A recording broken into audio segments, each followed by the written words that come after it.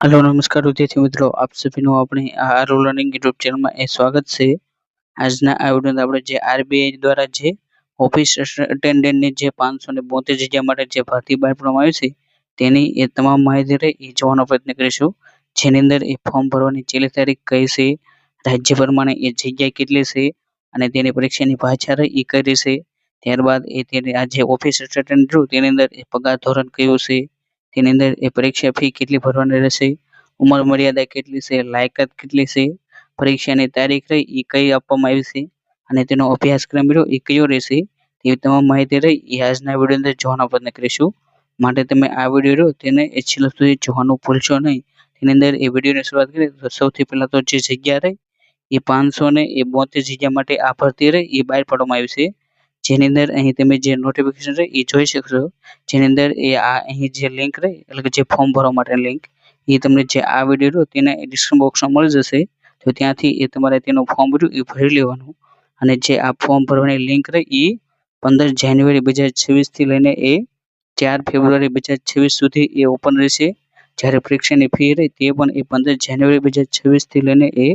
4 ફેબ્રુઆરી 2026 સુધી એ ભરી શકશો અને જ્યારે એ જે પરીક્ષાની તારીખ રહી એ 28 ફેબ્રુઆરી અને 1 માર્ચ આ 2 દિવસે એ તેની પરીક્ષા રહી યોજવામાં આવશે. એટલે કે તમને અહીં જે પરીક્ષાની તારીખ છે તે પણ આપી દેવામાં આવી છે. ત્યારબાદ આપણે જો રાજ્ય પ્રમાણેની જગ્યાની વાત કરીએ તો તેનું એ સંપૂર્ણ લિસ્ટ એ અહીં જોઈ શકશો અને તેની અંદર આપણે જો અમદાવાદની વાત કરીએ તો અમદાવાદની અંદર જે એસટી રહે તેની અંદર એ 8 જગ્યા છે, જ્યારે ઓબીસી રહે તેની અંદર એ 1, ઈડબ્લ્યુએસ ની અંદર 2 અને જનરલની અંદર 18 અને આ રીતે એ ગુજરાતની રહે એ કુલ 29 જગ્યા માટે એ ભરતી બહાર પાડવામાં આવી છે અને તેની સંપૂર્ણ જગ્યા રહે તે અહીં જોઈ શકો છો.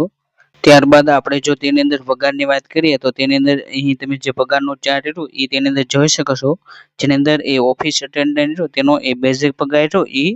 24,250 રૂપિયા એ તેનો બેઝિક પગાર રહેશે અને તેની અંદર એ બધા જે વધારાના જે ભથ્થાઓ મળે એ બધા ભથ્થાઓ મળીને એ તેનો કુલ પગાર રહ્યો એ 46,029 રૂપિયા રહે એ તેનો એ કુલ પગાર થશે. અને આની ઉપર એ તમને જો બેંકનું જે ક્વાર્ટર હોય તેની અંદર તમે ન રહ્યો તો તમને તેની અંદર એ 15% રહ્યું એ જે એચઆર રહ્યું તે તમને એ અલગથી એ મળવા લાયક રહેશે, તે અહીં તમે જોઈ શકો છો. અને આની અંદર એ દર વર્ષે રહ્યું એ પહેલા 4 વર્ષ રહ્યા તેની અંદર એ 840 વધશે, ત્યારબાદ 3 વર્ષ એ 980 એ રીતે એ તમારો પગાર રહ્યો એ વધતો રહેશે, તેનો એ સંપૂર્ણ ચાર્ટ રહ્યો તે અહીં તમે જોઈ શકો છો. ત્યારબાદ આપણે જો આ જે પરીક્ષા રહે તેની અંદર એ ફીની વાત કરીએ તો તેની અંદર જે એસસી એસટી અને દિવ્યાંગ ઉમેદવારો અને જે એક્સ સર્વિસમેન છે તેમને એ 50 રૂપિયા અને 18% જીએસટી એટલી એ ફી ભરવાની રહેશે, જ્યારે જનરલ ઓબીસી અને ઈડબ્લ્યુએસ તેમને એ 450 રૂપિયા પ્લસ 18% જીએસટી તેટલી એ ફી ભરવાની રહેશે અને જે સ્ટાફ છે જે આરબીઆઈના તેમણે એ કોઈ પણ પ્રકારની ફી રહે એ ભરવાની નહીં રહે અને આના સિવાય જે બેન્કિંગ જે ચાર્જીસ લાગે તે પણ એ તમારે ચૂકવવાનો રહેશે. અને ત્યાર પછી આપણે જો ઉંમરની મર્યાદાની વાત કરીએ તો આ જે આરબીઆઈની જે ઓફિસ અટેન્ડન્ટની જે ભરતી રહે તેની અંદર એ ઉંમર મર્યાદા રહે એ 18 થી લઈને એ 25 વર્ષ સુધીના જે ઉમેદવારો રહે એ ભરી શકશે અને તેમનો જન્મ રહ્યો એ 2/1/2001 થી લઈને એ 1/1/2008 ની વચ્ચે રહ્યો એ તેનો જન્મ થવો જોઈએ, તે એ ફોર્મ ભરી શકશે. અને જે અનામત કેટેગરીના છે તેમને એ વિવિધ કેટેગરીમાં રહ્યું એ જે ઉંમરની રહે એ છૂટછાટ મળવા લાગશે, જેની અંદર એસસી અને જે એસટી રહ્યા તેમને એ 5 વર્ષની એ છૂટછાટ મળશે અને તેની ઉંમર રહે એ 30 વર્ષ સુધીની એ માન્ય રહેશે. જે ઓબીસી ઉમેદવારો રહ્યા તેમને એ 3 વર્ષની એ છૂટછાટ મળશે અને તેમની એ 28 વર્ષની ઉંમર એ માન્ય રહેશે, જ્યારે દિવ્યાંગ ઉમેદવારો રહ્યા તેમને એ 10 વર્ષની એ છૂટછાટ મળશે અને જે 13 વર્ષની છૂટછાટ છે એ જે ઓબીસી ઉમેદવારો રહ્યા તેમને મળશે, જ્યારે એસસી અને એસટી ઉમેદવારો રહ્યા તેમને એ 15 વર્ષની એ છૂટછાટ મળશે. આ રીતે જે દિવ્યાંગ ઉમેદવારો રહ્યા તેમને એ પોતાની કેટેગરી પ્લસ દિવ્યાંગતા તે બંનેની એ ઉંમરની છૂટછાટ એ આપવામાં આવી છે. અને જો આપણે એક સર્વિસમેનની વાત કરીએ તો તેમને એ 50 વર્ષની ઉંમર જે 50 વર્ષની ઉંમર રહે ત્યાં સુધી એ ફોર્મ ભરી શકશે અને પોતાની જે સર્વિસ પૂરી થાય ત્યાંથી એ 3 વર્ષ સુધીની એ તેમને છૂટછાટ આપવામાં આવી છે. અને જે વિધવા જે ઉમેદવારો રહ્યા તેમને એ 35 વર્ષની એ છૂટછાટ આપવામાં આવી છે અને જે એસસી અને એસટી રહ્યા તેમને એ 40 વર્ષની એ છૂટછાટ મળેલી છે. અને જે વર્કિંગ એટલે જે આરબીઆઈમાં જે વર્કિંગ કરે છે તેમણે એ પોતાની જે જોબ કરી હોય તેની એ 3 વર્ષની રહે એ છૂટછાટ આપવામાં આવી છે. એટલે કે અહીં તમે તે તમામ જે ઉંમરમાં જે છૂટછાટ રહી તેનો ચાર્ટ છો તે પણ એ જોઈ શકશો. ત્યારબાદ આપણે જો એજ્યુકેશન એટલે જે લાયકાતની વાત કરીએ તો જે આ ઓફિસ અટેન્ડન્ટની ભરતી રહી એ જે તમે જે પણ એ જે સ્થળ હોય એટલે કે જે બ્રાન્ચ જેની અંદર એ મોટાભાગના જો તમે અમદાવાદથી ફોર્મ ભરતા હોય તો તમે એ જે 10મું પાસ રહ્યું એ ગુજરાત સરકારમાંથી એ તમે 10મું પાસ રહ્યું એ કરેલું હોવું જોઈએ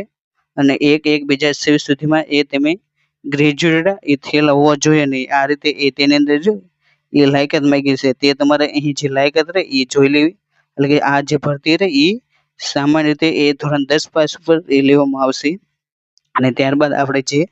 આ ઓફિસ અટેન્ડન્ટ રહ્યું તેની અંદર એ આપણે કામગીરીની વાત કરીએ તો તેની અંદર જે તમારું કામ કર્યું એટલે કે જે ઓફિસ અટેન્ડન્ટ એ ક્લાસ 4ની એ પોસ્ટ ગણવામાં આવશે. જેની અંદર એ કોઈ પણ રેકોર્ડ હોય તો તેને એ સાચવવા, તેને એક જગ્યાએથી બીજી જગ્યાએ લઈ જવા, જે નોન કારકુનના જે કામ હોય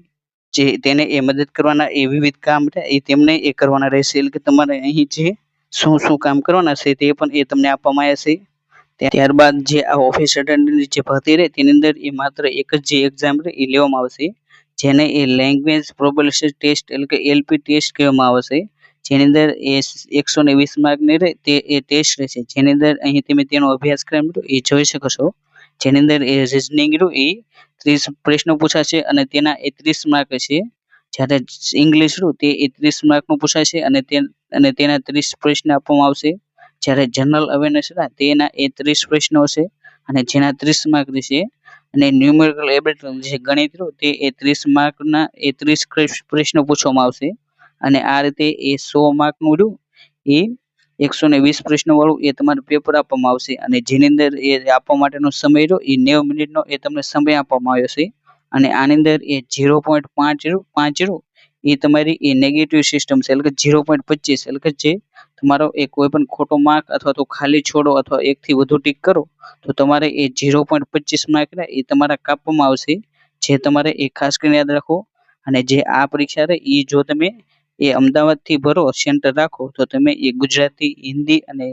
ઇંગ્લિશ આ 3 ભાષામાં રહ્યો એ તમે તે પરીક્ષા રહે એમાંથી